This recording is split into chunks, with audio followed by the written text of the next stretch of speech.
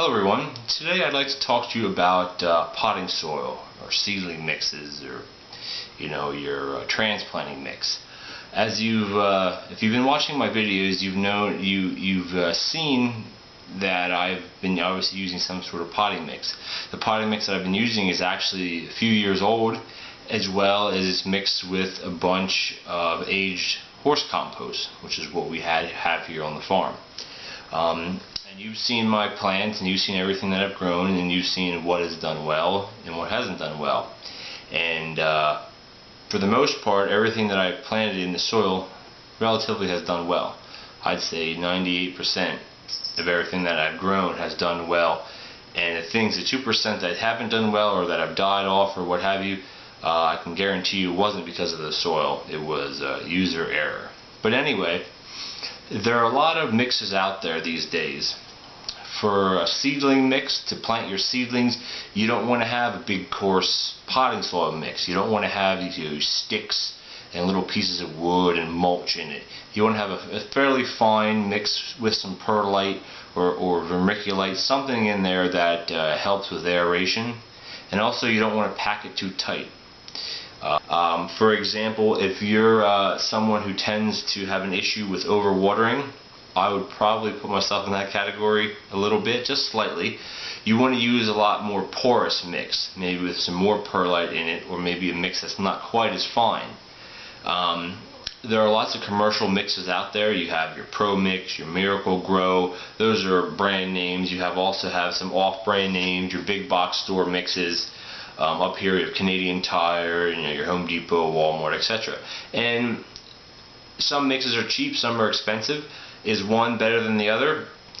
I don't know. Depends who you ask. If you get the ones that have fertilizer in it or what have you, you have to be real careful to check on the back of what percentage of the NPK you're getting, because some might offer themselves as starting mix with micronutrients or with nutrient, and you look at the back and they have maybe 1 or 2% of each. Excuse me, 1 or 2% of each, which basically is diddly squat. You're talking once you get up to at least 5, 6, 10%, then you're having something that'll at least be worth the money. So that's one thing to look for when you're buying a seedling mix. Myself this year, I'll be using right here. This is Pro Mix BX. It's one of my dogs. Pro Mix BX. It's called Professional General Purpose Growing Medium. This dog, she's still a puppy. She's not quite one yet. She's very interested in everything. Hopefully she'll be helping me in the garden this year. Anyway, this is 3.8 cubic feet compressed. So once you uncompress it, if you will, it expands to that amount. If not more.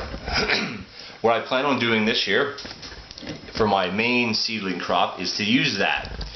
But I'm also going to mix in a bit of my horse compost, my aged compost. Just not a lot. Maybe for every 5 or 6 scoops of that, maybe 1 scoop of the compost. Because when you're starting your seedlings, you don't want to be packing all the nutrients into them right away, because you can end up burning your plant, or it ends up getting leached out and wasted, because the cells that you usually plant in are so small. Any excess fertilizer in there will eventually get washed out.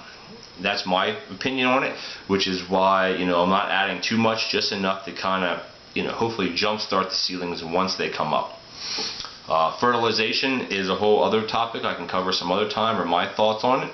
But basically, the Pro Mix here, it'll have it'll be real fine, your peat, there'll be perlite in it. I'm not going to open the bag up now because I'm inside the house and it's going to make a mess. So I'll show you the mix once I start doing my seedlings. I started my seedlings, which will be roughly probably 6 weeks from now, middle of March, something like that. Anyway, where was I? As far as as I was saying, what mix is best? To me, there isn't necessarily a best mix. It's what works for you. You can get real expensive mixes. You can get real cheap mixes. And heck, a lot of people are making up their own mixes. Again, people don't have backyard access to perlite, in the sense that they don't make their own perlite or vermiculite. But that's something that's not too expensive, and it adds a whole bunch to your soil. just to clarify, vermiculite is used to kind of hold moisture a bit, or not a bit, actually hold quite a bit of moisture, but also provide a little bit of aeration. Perlite holds a lot less water, but it's very good at providing aeration. So any type of commercial or professional operation, they're guaranteed they're going to be using one of those two things in their mix, on top, somewhere in their mix. It's a pretty common thing you can buy probably any nursery, greenhouse location, big box store, your vermiculite and perlite.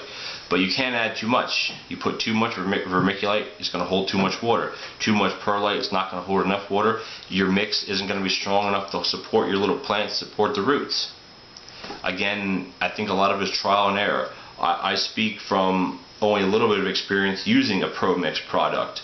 Years ago, 10 years ago plus, we at the nursery I used to run down home, we would make our own mix. We'd use 1/4-inch stone, bark, or not bark, like a wood mulch, and peat moss.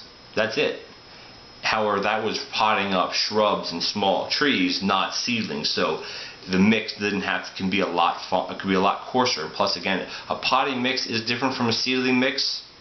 Somewhat. Potting mix, usually you have your larger pieces of sticks, just extra junk that comes in a commercial mix or that's in your compost. Seedling mix, as I said before, you want to have fairly fine consistency, but not too fine. You don't want to pack it in there because then things will rot, things won't be able to dry out, you won't get air circulation, and stuff won't grow.